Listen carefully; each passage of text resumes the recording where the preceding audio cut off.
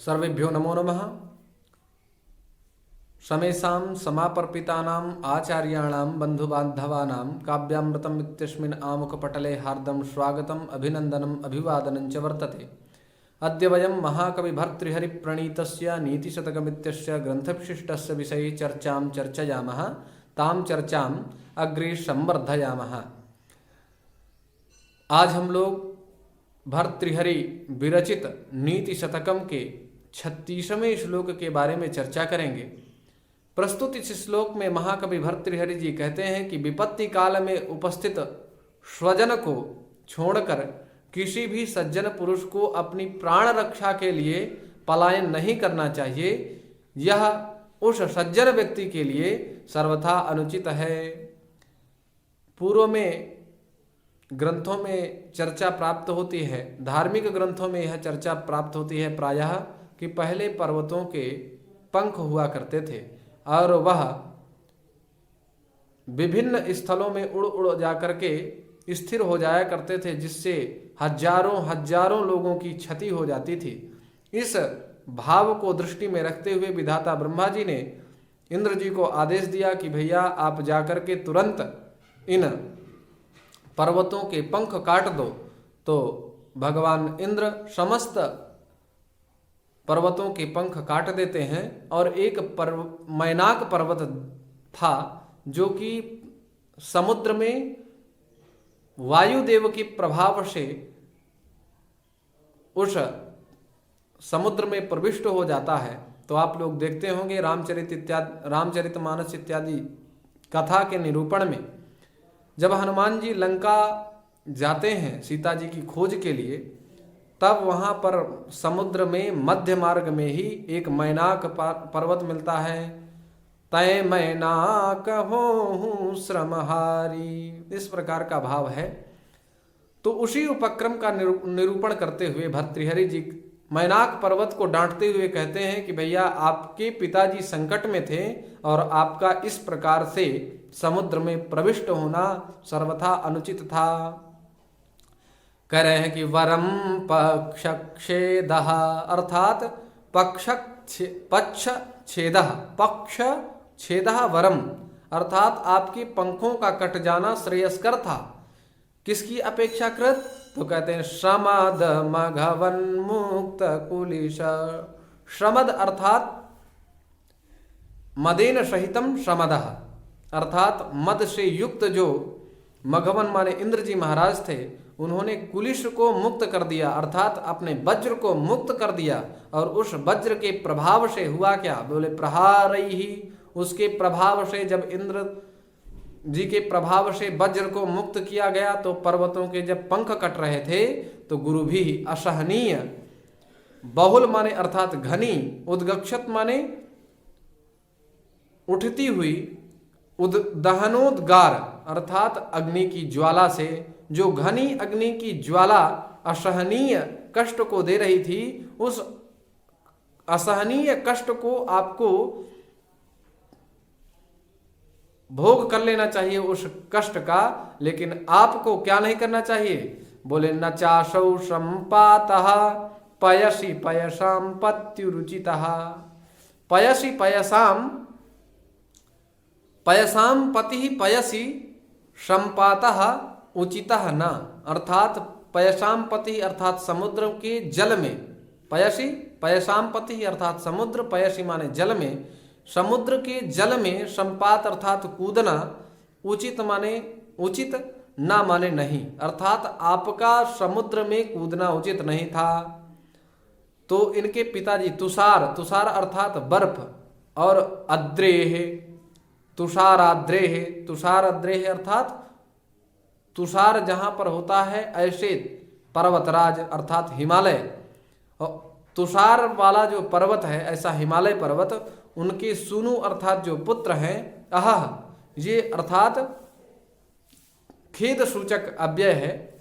तो कहते हैं अह, ये बिल्कुल उचित नहीं था आपके द्वारा कि आपके पितरी अर्थात पिताजी क्लेश विवशे अत्यंत कष्ट को भोग रहे थे, विवश थे, कष्टाधीन थे, कष्टाक्रांत थे। ऐसे कष्टाक्रांत अपने पिताजी को छोड़ करके आपका वहां जाना उचित नहीं था, समुद्र में प्रविष्ट होना उचित नहीं था। आप समुद्र में प्रतिनिविष्ट हो गए, जी सर्वथा आपने अनुचित किया है। इस भाव को समझाते हुए भर्तृहरि जी आज मैनाक पर्वत को डांट रहे हैं। इस भाव का निरूपण किया गया है। अर्थात कहने का अभिप्राय यह है कि आप अपने पिताजी को क्लेश की स्थिति में छोड़ करके, कष्ट की स्थिति में छोड़ करके समुद्र में प्रतिनिविष्ट हो गए थे। ये आपका इस कार्य का करना सर्वथा अनुचित था। इसकी अपेक्षाकृत जिस प्रकार से पिताजी के पंख कट गए थे, आपके भी कट जाते तो आप वरम अर्थात आपके यश का गान होता इस संसार में। लेकिन आपको संसार के प्राणी आपको धूर्त कहेंगे या फिर दुष्ट व्यक्ति की संज्ञा के रूप में आपको संबोधित करेंगे। इस भाव का निरूपण इस श्लोक में किया गया है। आइए हम लोग पदों के विश्लेषण के बारे में जानते हैं। वरम अर्थात श्रेष्ठम, वरम अर्थात श्रेष्ठम। पक्ष, पक्ष यहां पर पक्ष परिग्रहे धातु से यहां पर अच प्रत्यय होता है, जिससे पक्षः यह पद निष्पन्न होता है। क्षेदः छिदिर द्वैधी करणे इस धातु से भाव अर्थ में घई प्रत्यय होता है, जिससे छेदः यह पद बन जाता है। तो पक्षाणाम छेदः अपक्षस्य छेदः वा इति पक्षक्षेदः। यहाँ पर इस प्रकार का समास है। शमदः मदि मदे धातु से अच प्रत्यय होता है, तो मदः बन जाता है। मदेन सह सहितम शमदः, मदेन सहितः शमदः। मघवन मह पूजायाम धातु से कनिन प्रत्यय होता है, और मघुआ बहुलम से त्रिच प्रत्यय होता है, विकल्प से त्रिच हो जाया करता है। त्रि अत्यंतादेश होता है, त्रि यह अत्यंतादेश होता है, अंतादेश त्रि अंतादेश होता है, जिससे मघवन यह पद निष्पन्न होता है। मुक्त मुच्लरी मोक्षणे धातु से क्ता प्रत्यय होता है, क्ता आधा ककार माने अचहीन ककार और तकार, क्ता प्रत्यय होता है। कुलिश अर्थात कठोर, और प्रहारई ही प्राउपसर्ग पूर्वक ऋ हरणे धातु से भाव अर्थ में घई प्रत्यय होता है, और तृतीय बहुवचनांत पद निर्देश किया गया है। उदगक्षत उत उपसर्ग पूर्वक गम्लगत धातु से क्षत्रिय प्रत्यय होता है, तो उदगक्षत यह पद निष्पन्न होता है। दहन दह भस्मी करने धातु से नंदिग्रही पचादिभ्यो डुलिन्यचः इस सूत्र के द्वारा ल्यू प्रत्यय होता है, जिससे दहन यह पद निष्पन्न होता है। उद्गार उद उपसर्ग पूर्वक ग्रीक्षरणे इस धातु से हृदोरप इस सूत्र के द्वारा अप प्रत्यय प्राप्त होता है, उसको बाध करके उन्यग्रह इस सूत्र के द्वारा घई प्रत्यय का विधान किया जाता है, जिससे उद्गार यह पद निष्पन्न होता है। तुषाराद्रेह तुषाराद्रेह तुष तुष्टव धातु से आरण प्रत्यय होता है, जिससे तुषार पद निष्पन्न होता है। और अद्रि में अध बंधने धातु से कृन प्रत्यय होता है, जिससे अद्रि यह पद निष्पन्न होता है। तो तुषारस्य अद्रिहि तुषाराद्रिहि ऐसा षष्ठी तत्पुरुष समास है।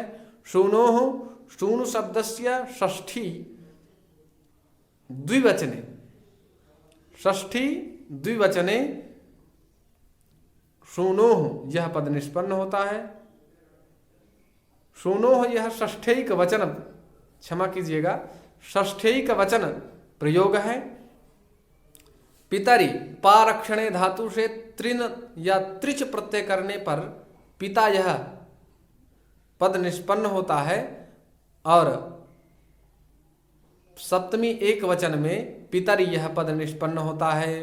तो पाति रक्षति इति पिता, और विवश क्लेश क्लिश उपतापे धातु से भाव में घई प्रत्यय होता है, जिससे क्लेश यह पद निष्पन्न होता है। विवशे विगतो वशः विवशः वश कांतव धातु से अप प्रत्यय होता है, कर्तरी अप प्रत्यय होता है, या फिर वश कांतव धातु से आप कर्ता अर्थ में अच प्रत्यय भी कर सकते हैं, जिससे विवशः यह पद निष्पन्न होगा। समपातः सम उपसर्ग पूर्वक पतलि पतने धातु से घई प्रत्यय होता है तो संपातः, संपतनम संपातः। पयसी पा पाने धातु से कर्मणि असुन, माने कर्म में असुन प्रत्यय होता है और सप्तमी एक वचन में पयसी यह पद निष्पन्न होता है। पयसाम पाने धातु से पूर्व प्रक्रियावत असुन प्रत्यय हो जाता है कर्म अर्थ में, और षष्ठी बहुवचन में पयसाम यह पद निष्पन्न होता है। पत्युः पारक्षणे धातु से डति प्रत्यय होता है और षष्ठी एक वचन में पत्युः यह पद निष्पन्न होता है। उचितः उच्च समवाय धातु से अक्ता प्रत्यय होता है, या फिर वच परिभाषणे धातु से आप कितच प्रत्यय करेंगे तो भी उचित यह पद निष्पन्न होगा। इस प्रकार से आज हम लोगों ने इस श्लोक में जो विशिष्ट पद थे उन विशिष्ट पदों का काठिन्य निवारण किया गया। आशा है आप लोग लाभान्वित हुए होंगे। इसी भाव के साथ सभी लोगों को नमो नमः, पुनर्मिलामः। आगामी दिवसे अन्यस्मिन् श्लोक विषये चर्चां संवर्धयामः। नमो नमः।